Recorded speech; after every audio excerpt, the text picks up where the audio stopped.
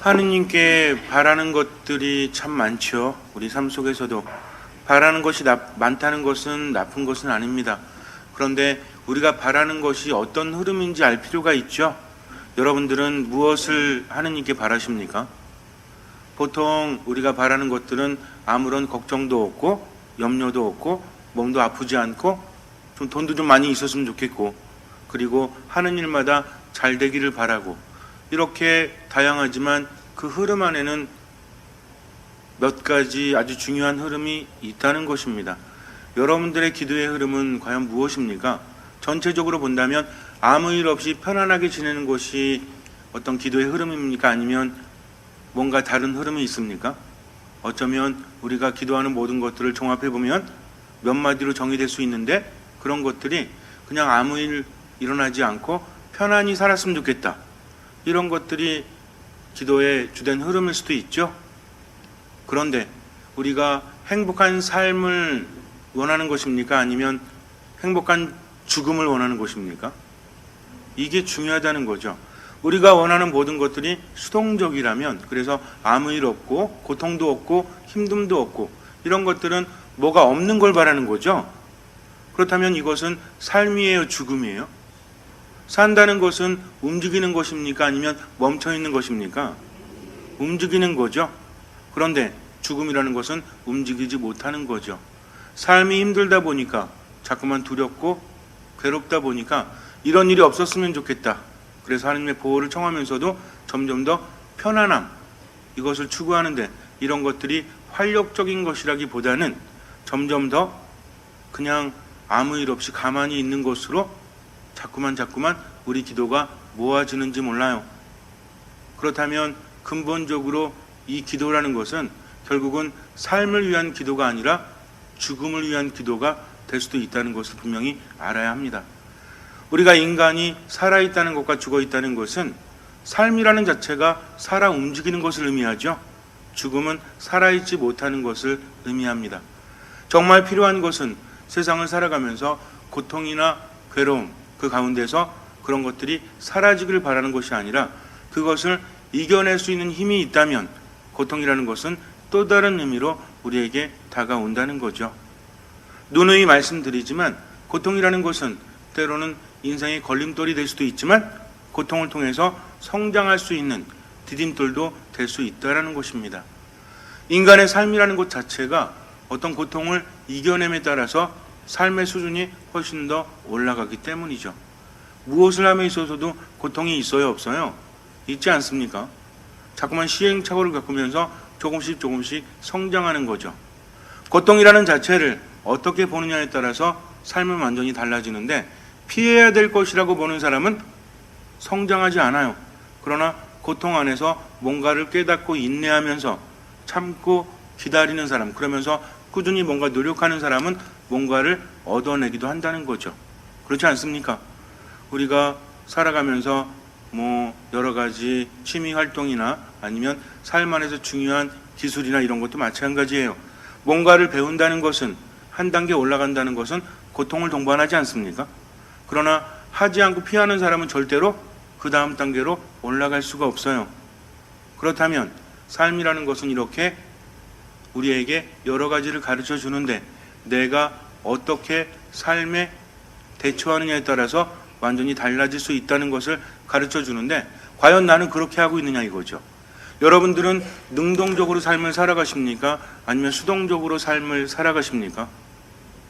수동적으로 삶을 살아가는 사람은 하느님 안에 있다라고 말할 수 없어요. 하느님은 삶의 하느님이시지 죽음의 하느님이 아니시기 때문입니다. 그런데 자꾸만 하느님께 죽음을 달라고 청하면 돼요, 안 돼요? 주시겠습니까? 안 주시겠습니까? 주실 리가 없다는 거죠. 그러니까 기도도 제대로 할 수 있어야 한다는 겁니다. 내게 다가오는 것들을 피하는 것이 기도의 주 내용이 아니라, 오히려 그것을 기꺼이 받아들이고 이겨낼 수 있는 힘을 청하는 것이 바로 기도의 주된 내용이 되어야 한다는 거죠. 이스라엘 백성들이 오늘날 보면 굉장히 잘 살고 있죠. 전 세계적으로 인구는 우리나라보다도 훨씬 더 적은데, 그런데도 불구하고 전 세계를 움직이는 나라가 되어 있지 않습니까? 그런데 그들 안에서 면면이 흐르는 것은 하느님께서 자신들을 선택하셨다는 거죠. 하느님께서 자신들을 내버려 두지 않으신다는 것을 그들은 믿고 있기 때문입니다. 이스라엘 백성들은 어려운 일이 있을 때마다 늘 기억했어요. 우리가 하느님 안에 머물지 못하니까 힘을 얻지 못하고 이렇게 힘든 거구나. 우리가 알고 있는 것도 이스라엘 백성들은 여러 가지 박해를 받은 거 알고 있죠? 그래서 특히 가장 많이 박해한 독일 사람이 있죠? 누구예요?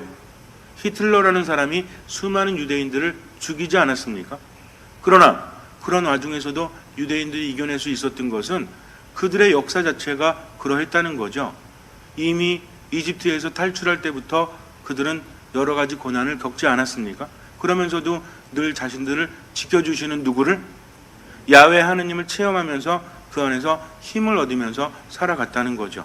그리고 이스라엘에 와서 가나안 땅에 정착한 이후에도 어떤 일이 있었죠? 그들이 죄를 지을 때면 다른 나라의 침략을 받거나 두 번의 유배를 떠나는, 나라를 잃고 다른 나라로 끌려갈 수밖에 없는 고통을 당하면서도 그들은 거기에서 포기하지 않고 어떻게 했어요? 하느님께 용서를 청하면서 힘을 얻었다는 겁니다. 때로는 좌절 속에 빠져 있으면서도 그들은 믿고 있었거든요. 하느님께서 자기들을 구원해 주시라는 것을. 그래서 역사 안에서 꾸준히 예언자들을 보내셔서 말씀하시죠. 그들에게 하느님께 돌아와야만 너희들이 힘을 얻을 수 있다라는 것을 늘 말씀하십니다. 그래서 그들은 하느님 안에 있다면 어떠한 역경과 고난도 이겨낼 수 있다라는 그런 사상이 있어요. 그래서 지금도 힘들다고 해서 포기하는 것이 아니라 힘들기 때문에 어떻게 한다? 지금 우리가 이렇게 힘든 것은 하느님 안에 머물지 못하니까 그분 안에 머물기만 하면 그분께로부터 많은 힘을 얻을 수 있다라는 생각을 가지고 있습니다. 그러니까 힘들 때일수록 포기하는 것이 아니라 어떻게 하려고 애쓰겠어요? 그 힘듦을 이겨낼 수 있는 힘을 청하기 위해서 누구 안으로 가요? 하느님 안으로 들어갑니다. 하느님 안에서는 엄청난 힘을 얻을 수 있기 때문이죠. 그래서 이스라엘 백성들이 좌절 속에 있을 때 하느님께서는 이사야 예언자를 보내서 아주 중요한 말씀을 하세요. 오늘 독서에서 우리가 묵상했죠? 한번 봐보세요. 너는 알지 않느냐? 너는 듣지 않느냐? 주님은 영원하신 하느님, 땅끝까지 창조하신 분이시다. 그분께서는 피곤한 줄도 지칠 줄도 모르시고 그분의 슬기는 헤아릴 길이 없다. 그분께서는 피곤한 이에게 힘을 주시고 기운이 없는 이에게 기력을 북돋아 주신다. 젊은이들도 피곤하여 지치고 청년들도 비틀거리기 마련이지만 주님께 바라는 이들은 새 힘을 얻고 독수리처럼 날개를 치며 올라간다. 그들은 뛰어도 지칠 줄 모르고 걸어도 피곤할 줄 모른다. 얼마나 대단합니까? 아무리 뛰어도 힘들지 않다는 거죠. 지치지 않는다는 것입니다. 끊임없이 활력을 얻는다는 것이죠. 어떻게 하기만 하면? 그분 안에 머물기만 하면. 그리고 어떻게 하면? 주님께 바라는 이들은 새 힘을 얻을 수 있다는 것입니다.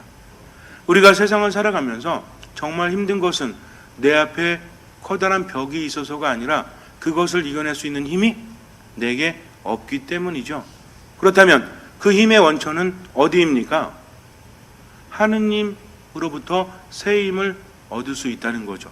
그분을 간절히 바라는 사람들은 그렇게 새로운 힘을 얻을 수 있다는 거죠. 그래서 이스라엘 백성들은 끊임없이 하느님 안으로 들어가려고 합니다.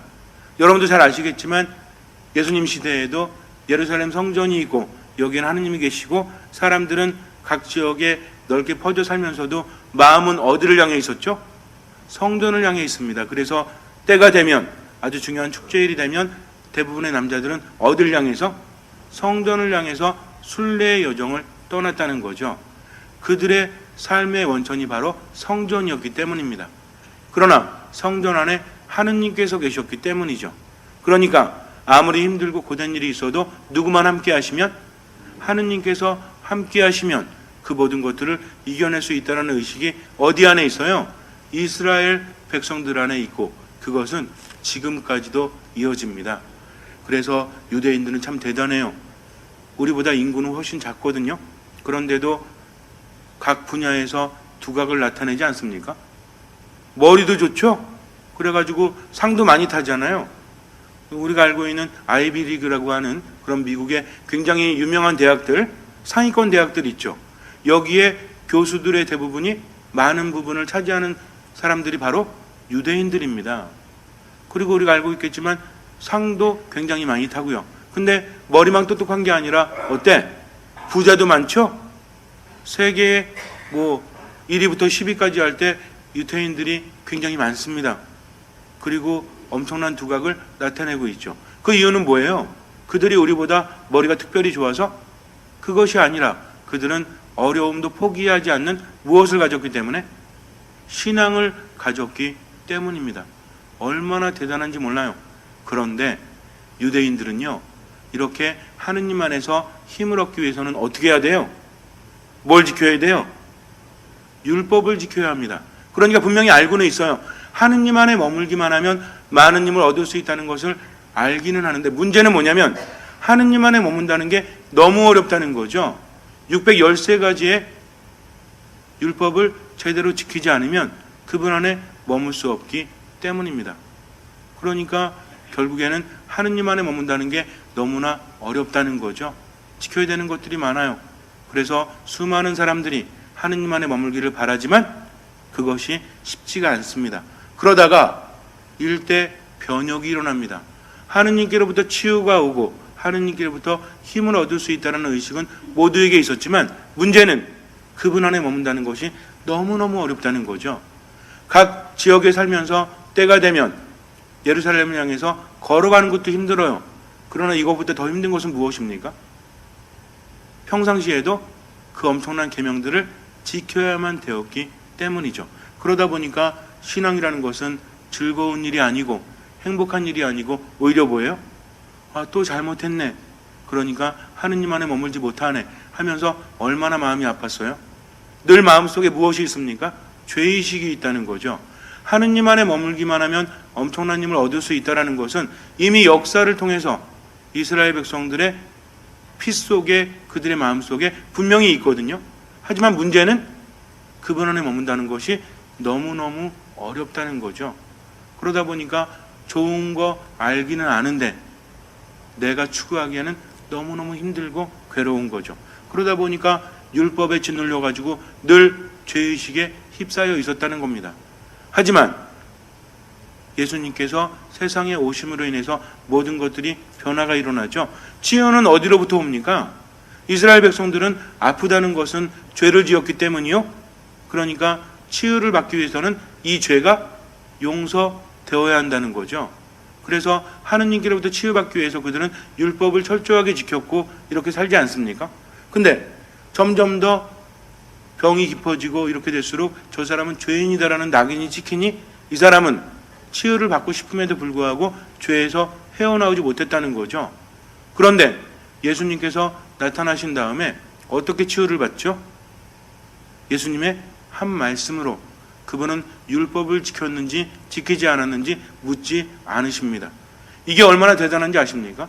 사람들은 내가 지금 죄가 많아서 우리 조상들이 죄가 많아서 이렇게 내가 아프구나, 죄에 속박되어 있구나 라고 생각을 했는데 이것으로부터 치유받기 위해서는 무엇이 필요하다?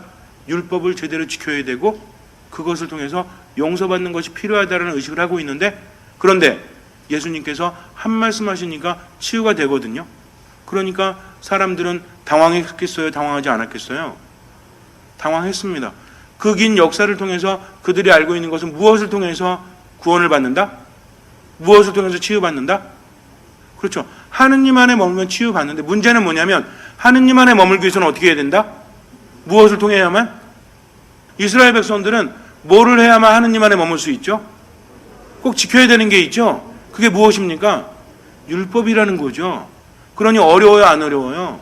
좋은 거 알기는 아는데 613가지 지킨다는 게 쉬워요? 이 외에 이거는 대표적인 것만 613가지예요. 그 외에도 엄청난 게 많습니다. 그러다 보니까 하느님 안에 온전히 머물러서 치유받고 구원받기 위해서는 지켜야 될 게 너무너무 많다는 거죠. 그분 안에 머물고 싶지만 이것이 점점 더 힘들어지지 않아요? 우리가 인생을 살아가면서 하루하루 나이가 들어갈수록 죄를 더 많이 짓습니까? 아니면 더 적게 짓습니까? 더 많이 짓잖아요. 그러니까 하루하루가 지날수록 하느님으로부터 어떻게 되는 거예요? 멀어지는 거죠. 가까이 가려고 애쓰지만 사는 게 다 죄잖아요. 그러다 보니까 그 안에 들어가지 못하고 점점 더 마음속에 뭐가 생겨요? 죄책감이 생기죠. 병이 더 낫겠습니까? 아니면 병이 더 도지겠습니까? 당연히 힘들 수밖에 없죠. 그런데 어느 날 갑자기 한 말씀으로 치유하는 분이 계세요. 그리고 사람들이 그분께로부터 힘이 나온다는 것을 아니까 어떻게 하려고 합니까? 그분이 지나가면 어떻게 하든 그분의 옷자락에 손을 한번 대보려고 하죠. 엄청난 변화입니다. 원래 병의 치유는 하느님으로부터 받기 때문에 어디 안에서? 율법을 지킴으로 인해서 치유받을 수 있다라고 여겼는데, 그런데 이제는 그 기적의 힘이 누구께로부터 나와요? 예수님께로부터 나온다는 거죠. 하느님께로부터 나온다는 것은 이미 알고 있어요. 그런데 이스라엘 백성들 무엇을 통해서? 잘 생각해 보세요. 하느님 안에 있어야만 치유받을 수 있고 구원받을 수 있다는 걸 아는데, 그러나 하느님 안에 있기 위해서는 무엇을 통해서? 율법을 통해서 그렇게 된다는 것을 알고는 있지만 이게 쉬워요, 어려워요? 어렵다는 겁니다. 그런데 누가 나타났어요? 이게 얼마나 대단한 일인지 몰라요. 우리 조상들도 나도 그 어려운 율법을 지켜야만 하느님 안에 있고 그로 인해서만 치유받을 수 있는데, 이제 예수님이라는 분은요, 내 율법을 보지 않아요. 그냥 무엇을 보십니까? 너의 믿음이 너를 구원하였다. 너는 그것을 간절히 바라느냐? 정말 원하느냐? 이 마음만 보신다는 거죠. 그러다 보니까 아픈 사람들은 절실하죠. 그래서 율법을 지키려고 하기보다는 어떤 길을 선택하겠어요? 아니, 인생을 살면서 율법을 온전히 지킨다는 것이 불가능하다는 것을 알아야 몰라요? 알잖아요. 아픈 사람은 더욱더 뼈저리게 느끼겠죠. 성한 사람은 그냥 생각만 그렇게 하겠지만 아픈 사람의 관건은 무엇입니까? 내가 지금 죄 속에 있기 때문에 아프니까 여기서 벗어나야 되는데 그 유일한 방법이 뭐다? 그 유일한 방법은 바로 율법을 지키는 거잖아요. 그러나 율법을 지키는 것이 불가능하다는 것을 이미 알고 있죠. 그런데 예수님께서 나타나셨으니 이 사람들은 절실하니까 그분을 찾아갈 수밖에 없죠. 이게 불가능한다는 거 아니까. 그래서 예수님 찾아가서 어떻게 하면 옷자락에 손이라도 댈까? 사람들이 옷자락에 손을 대는 것만으로도 치유받는데요. 그러니까 예수님만 지나가면 아픈 사람들이 모여서 어떻게 하겠어요? 서로 만지려고 하죠? 왜? 그분께로부터 기적의 힘이 나오기 때문입니다. 즉, 그분께로부터 하느님의 힘이 나오기 때문이죠. 이게 얼마나 큰 변화인지 몰라요. 이제는 율법이 아니라 예수님에 대한 믿음과 희망으로서 치유받을 수 있다라는 거죠. 그래서 예수님께서는 말씀하십니다. 무거운 짐을 주고 수고하는 이들은 모두 내게로 오너라. 내가 너희에게 편안한 쉼을 주겠다. 내가 너희를 편히 쉬게 하리라. 내 짐은 가볍고 내 멍에는 편하니 그것을 메고 나에게 배워라. 나는 마음이 온유하고 겸손하다 라고 말씀을 하십니다. 즉, 하느님께 나아가기 위해서 이스라엘 백성들은 엄청난 율법을 지켜야 됐지만, 그러나 예수님께 희망을 두는 사람은 뭐만 하면 돼요? 거저 주어진다는 것이 아닙니다. 살아있는 삶을 위해서 분명히 해야 될 것이 있지만 그것이 율법처럼 어렵고 힘든 것이 아니라 예수님께서 우리에게 주신 멍에는 오히려 편하다는 거죠. 그러니까 그것만 지키면 치유받을 수 있고 하느님께 나아갈 수 있다는 것입니다. 이게 얼마나 큰 변화인지 몰라요. 이제는 613가지의 율법을 통해서만 하느님 안에 머물 수 있는 것이 아니라 무엇을 통해서? 믿음과 예수님의 새로운 계명을 통해서 그 멍에를 통해서 주님 안에 머물 수 있다는 거죠. 그것이 무엇입니까? 그렇죠. 내가 너희에게 새 계명을 주겠다. 너희는 서로 사랑하여라. 사랑하기만 하면 하느님 안에 머물 수 있기 때문이죠. 우리한테는 사랑한다는 게 어려워요, 쉬워요? 어렵죠. 그러나 613가지의 율법을 지키는 것보단 어려워요, 쉬워요? 세상에 공짜가 어디 있습니까? 그것도 하지 않고 얻으려고 하면 돼요, 안 돼요? 애들한테 공부 가르치면서 너 열심히 공부해 그러면 맨날 공부시킨다고 투덜투덜 대죠? 힘들어 죽겠다고? 그러나 그 공부를 하지 않으면 이 아이는 성장할 수 없기 때문에 부모는 시킬 수밖에 없지 않습니까? 아이를 괴롭히려고 하는 것이 아니라 지금 공부하는 것이 나중에 아이에게 도움이 되고 보탬이 되기 때문이죠. 멍에를 매야 되는 것은 그것만이라도 매야만 우리가 진정으로 행복할 수 있기 때문입니다. 그런데 그것도 안 지려고 하면 되겠어요? 안 되겠어요? 안 된다는 겁니다. 한번 생각해 보세요. 이스라엘 백성들은 지금도 뭘 지키고 있어요? 율법을 지키고 있죠? 어려울 것 같아요? 쉬울 것 같아요? 불가능합니다. 그런데도 지키면서 힘을 얻고 있죠? 우리는 어때요? 거저 먹고 있잖아요. 여러분들 하루에 613가지 지키십니까? 못 지키고 안 지키잖아요. 그러나 우리는 누굴 통해서? 예수님을 통해서 그분의 옷자락에 손을 대기만 하면 되죠. 훨씬 더 편한 길이 아닙니까? 그런데도 그들만큼 열심히 하고 있느냐? 이게 문제라는 거죠. 얼마나 답답합니까? 정말 쉬운 길이 있는데 이것마저도 하지 않으면 거저 주겠다고 하지 않으십니다. 내 멍에를 메고 나에게 배우라고 하시죠. 그래서 하느님 안에 머무는 방법은 훨씬 더 우리에게 쉬워요.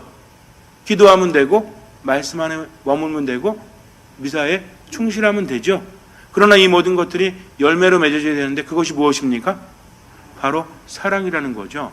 그러니까 사랑을 실천하기 위해서 주님의 멍에를 메고 그분을 따르다 보면 나중에는 결국은 이런 삶이 얼마나 행복하다는 것을 스스로 체험하게 되지만 그렇지 않은 사람은 점점 어때요? 삶이 힘들어지는데 삶이 힘든 사람을 보면 뭐가 없어? 이거 이상하죠? 삶이 힘들다고 말하는 사람을 보면 결국엔 뭐가 없어요? 사랑이 없으니까 누구 중심이에요? 자기 중심이죠? 그러니까 모든 것들이 못마땅하겠어요? 아니면 마땅하겠어요? 뭘 해도 마음에 안 드는 거지? 왜 뭐가 없으니까? 사랑이 없으니까 그래요. 그러니까 입만 열면 사람 죽여요, 살려요? 죽이죠? 늘 불평, 불만이죠? 그러니까 모든 것들이 연결되어 있지 않습니까? 그럼 한번 생각해 보세요. 늘 불평, 불만이요. 그리고 늘 자기중심이면 이런 사람은 행복합니까? 행복하지 않습니까? 뭐가 그렇게 못마땅한지 늘 인상을 구기고 있고 결국에는 그리스도의 향기는커녕 자꾸만 악취만 나고 있으니 스스로가 가장 불행하다는 거죠. 마음이 분열돼요. 이 안에 평화가 없으니까 점점 더 이것들이 어떤 형태로? 분노의 형태, 미움의 형태로 겉으로 나오기 때문입니다. 얼마나 불안한지 몰라요. 그러나 하느님께 믿음을 두고 있는 사람, 그래서 삶의 중심에 사랑을 실천하기 위해서 노력하는 사람은 어디로부터 힘을 얻는다는 거 알아요? 율법이 아닌 무엇으로부터? 주님으로부터. 그분께 바라는 사람은 넘치는 활력을 얻을 수 있다. 지칠 줄 모른다. 피곤을 모른다는 거죠. 그러니까 주님을 바라면서 그분을 바라보고 있으면서 힘을 얻고 이 힘으로 뭐를 실천하면서?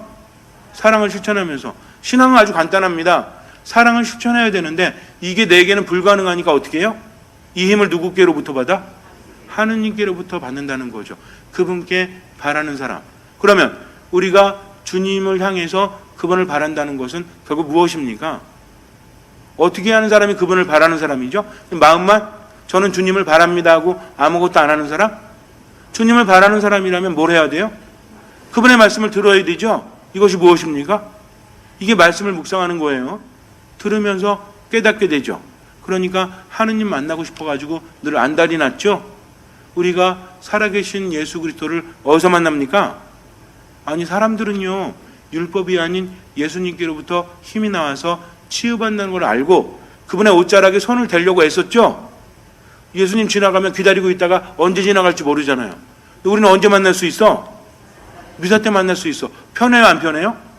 그들은 하루 종일 기다리고 있지만 우리는 언제 미사하는지 알아요 몰라요? 알잖아요. 언제 미사하지? 10시에 하잖아. 7시 반에 하잖아.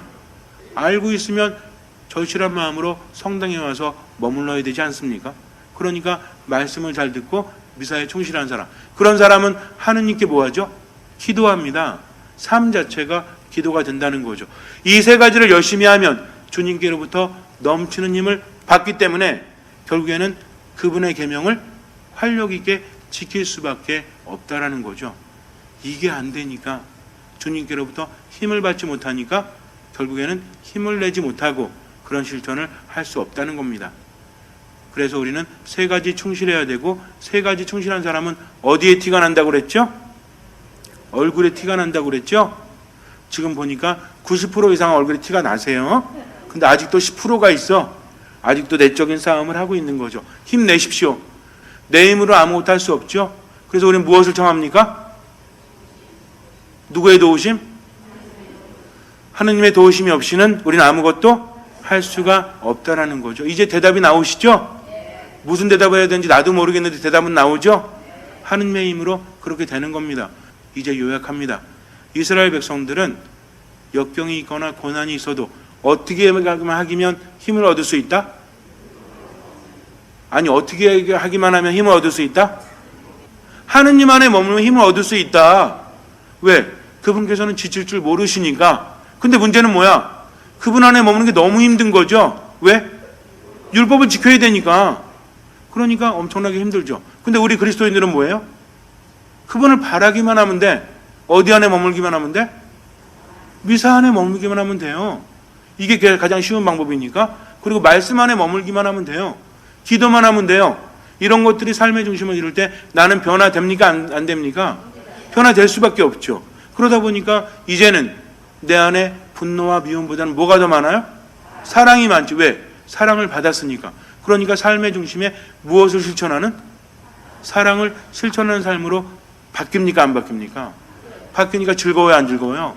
힘들어도 즐겁죠. 즐거우니까 뭐부터 변해? 얼을 담는 뭐부터 변해? 여러분들 사람의 느낌이 얼굴에 드러나지 그럼 엉덩이에 드러납니까? 그게 아니라는 거죠. 그래서 내 얼굴 관리를 잘하는 사람 진짜 그래요. 에너지를 많이 빼앗기고 힘들면 뭐부터 변해? 얼굴부터 변해요. 얼굴이 밝지가 않아요. 그러나 하느님을 만난 사람은 어때요? 모세가 하느님 만나고 뭐가 빛났죠? 엉덩이가 빛났어요? 얼굴이 빛납니다. 왜? 하느님을 맞이할 수 있었기 때문에. 하느님의 빛을 얼굴에 담고 있기 때문이죠. 우리도 마찬가지예요. 그래서 성당에 올 때는 어떤 얼굴로? 행복한 얼굴, 밝은 얼굴로 해라. 얼마나 행복한지 몰라요. 잠시 눈을 감으세요. 힘듦이 있고 어려움이 있어도 그분 안에 머무십시오. 젊은이들도 피곤하여 지치고 청년들도 비틀거리기 마련이지만 주님께 바라는 이들은 새 힘을 얻고 독수리처럼 날개를 치며 올라갑니다. 주님 안에 있는 사람들은 뛰어도 지칠 줄 모르고 걸어도 피곤할 줄 모릅니다. 그러나 그 모든 것들은 내 힘이 아니라 주님께로부터 힘을 얻기 때문이죠. 삶이 힘드십니까? 그렇다면 주님께 오십시오. 주님께서 말씀하십니다. 나는 마음이 온유하고 겸손하니 내 멍에를 메고 나에게 배워라. 그러면 너희가 안식을 얻을 것이다. 정녕 내 멍에는 편하고 내 짐은 가볍다. 모든 것을 맡기고 지금의 최선을 다하십시오. 기도와 미사와 말씀 안에 머무십시오. 사랑의 열매를 맺으십시오.